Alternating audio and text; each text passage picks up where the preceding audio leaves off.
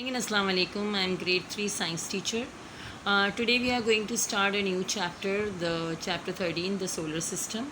So in your copies, you are supposed to make a title page of the solar system, and then on the second page you will draw this diagram that is on page number 131 in your copies. Very nicely color it the same and make it a very nice diagram of your solar system from page 131 in your copies.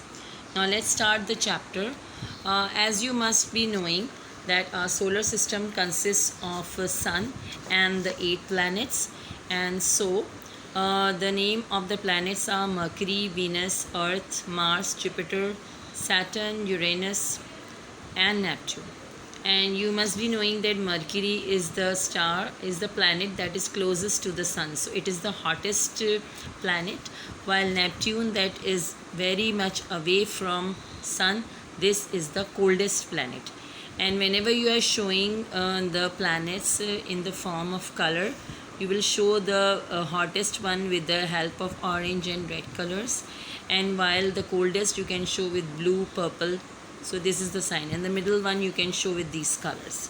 And you must be knowing that these, to remember the names of these different planets, there is a way to remember this, and that is my for Mercury, very for Venus, educated for Earth, mother for Mars, just for Jupiter, served for Saturn, us for Uranus, and noodles for Neptune. So when you want to remember all the names of the planets, you say my very educated mother just served us noodles. And you must be also knowing that before that there were 9 planets, but Pluto was also previously considered a planet, but now it is only called a dwarf planet. Dwarf means short planet because it has a very small size. In the same way, there are 2 more dwarf planets, and their names are Ceres and Aries. So we have 3 dwarf planets in our solar system, and 8 planets, their names I just called, and the one and the only one, the sun. Now Mercury is the closest planet to the Earth, and the furthest planet is Neptune. And Mars is also called the red planet because we can see the everything red over there. The sand, the mountains, they all are of red color. And Venus is also called the morning star because this is the brightest planet and it glows like a star, although it doesn't emit its own light.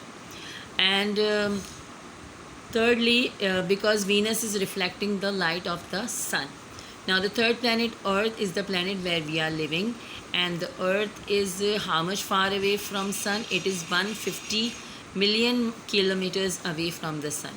Now Earth is the only planet where life exists, like we are also living on Earth, so life is existing on Earth. Then we studied about the stars. What are stars? Stars can emit their own light, and they are very huge balls of fire, but we see the stars very small.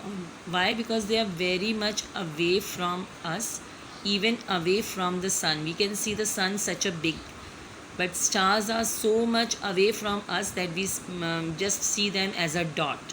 But although they are very huge balls of hot fire and hot gases, and they give their own light.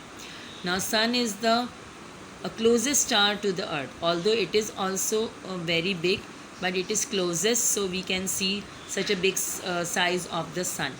And whatever energy we are getting from the sun is called solar energy, and other stars are very far from the Earth, and we can only see them at night because in the morning there is so much sunlight and no one is able to see all the other stars, although they are present on the sky. So we have only studied page number 131. So you will read page number 131, just try to analyze, understand. I'll be giving questions from there in the next class. So go through page number 131, just make a title page of the solar system, and then on the next page draw this diagram with the names on it. Please label the names Write their names also and make the same type of diagram in your copy. This is your homework. Thank you very much. Allah Hafiz.